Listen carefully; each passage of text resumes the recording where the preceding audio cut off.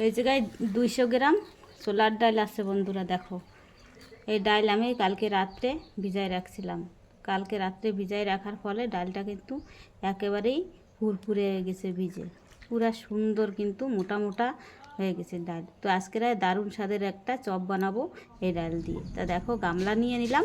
এবার যাবো আমি সেই জিনিসটা তুলতে। তা তোমরা সাথে থাকো আর দেখতে থাকো। তা আমার সাথে চলো। এই যে দেখো, চলে আসলাম আমার সেই ক্ষেতে। এই যে ছোট্ট একটা ক্ষেত আমার, 12 মাসই কিছু না কিছু সবজি কিন্তু এতে থাকে। তো এখনই আমি এই যে ক্ষেত থেকে মোটা মোটা পাতা, এই যে পুঁই শাকের পুরা পাতাগুলি কিন্তু মোটা মোটা বুড়া হয়ে গেছে। আর এই পাতা দিয়েই কিন্তু চপ বানালে খাইতে কিন্তু খুবই ভালো লাগে। তো দেখো, এই যে কটা পাতা আমি তুলে নিলাম, আর লাগবে না।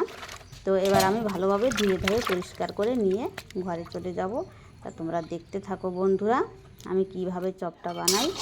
আর এই পাশে দেখো আমি ভাজছি বাদাম। এই বাদামও সকালে খাওয়ার জন্য ভাজা হচ্ছে। এই যে দেখো, পাতা কিন্তু ধুয়ে ধুয়ে পরিষ্কার করে ঘরে নিয়ে আসলাম। এরপরে আমার বানানোর পালা। তা তোমরা দেখতে থাকো। এই দেখো, একটুও কিন্তু পাতাতে ময়লা নেই, পুরো সুন্দরভাবে পরিষ্কার করে নিয়েছি। আর এই পাশে দেখো, গ্রাইন্ডার বাটি নিয়ে নিয়েছি।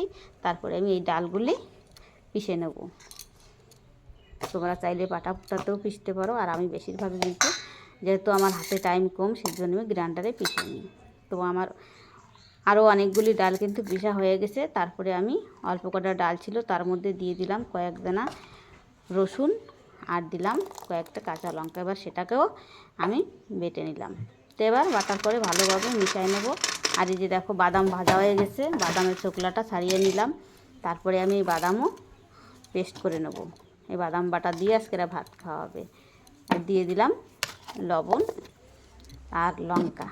এই যে দেখো, এখনই সুন্দর করে কিন্তু বাইটে নিলাম। এই যে দেখো, এইভাবে বাটা হয়ে গেল। আর এটা কিন্তু পাটা ফুটাতে বাটতে পারলে আরও ভালো হয়, কিন্তু আমি গ্রাইন্ডারে বাইটে নিলাম। তোমরা চাইলে পাটা ফুটাতেও বাটতে পারো। তা আমি এবার ডালের মধ্যে দিয়ে দিলাম লঙ্কার গুঁড়ি, লবণ, হলুদ সব কিছু দিলাম। দিয়ে তারপরে ভালোভাবে কিন্তু মাখায় নিলাম। তো মাখাটা আমার হয়ে গেল। এবার এই পুঁই শাকের পাতার ভিতরে এই যে ডাল বাটাটা এবার এটা লাগায় নেব। সুন্দরভাবে এপিট ওপিট করে লাগায় নেব। আর এটা যেহেতু বুড়া পাতা, পুরা মুচমুচে আছে আগের থেকে পাতা, আর এবার ভাজার পরে তো আরও মুচমুচে হবে। তেল এই পাশে আমার গরম হয়ে গেছে। এবার ওই তেলের ভিতরে এক এক করে এই পাতাগুলি আমি ছেড়ে দেবো। এই দেখো, দুইটা দিয়ে দিলাম। তো দুইটা আমার ভাজা হয়ে গেল। এই যে দেখো, এপিট ওপিট করে উল্টে নিলাম। তো এইভাবেই কিন্তু সবগুলি পাতা আমি ভেজে নেব। আর এটা কিন্তু পুরা মুচমুচে।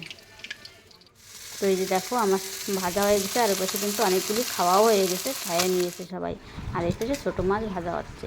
তো আমি সকালের ভাত বেড়ে নিয়েছি খাওয়ার জন্য। দেখো, বাদাম বাটা আছে, কুচা মাছ ভাজা, আর আছে এই যে দেখো মাছের সাইজটা একবার দেখো তোমরা।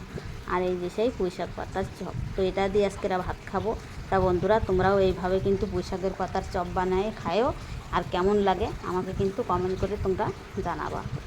ভালো লাগলে লাইক কমেন্ট শেয়ার করবা। দেখা হচ্ছে পরবর্তী রেসিপি নিয়ে।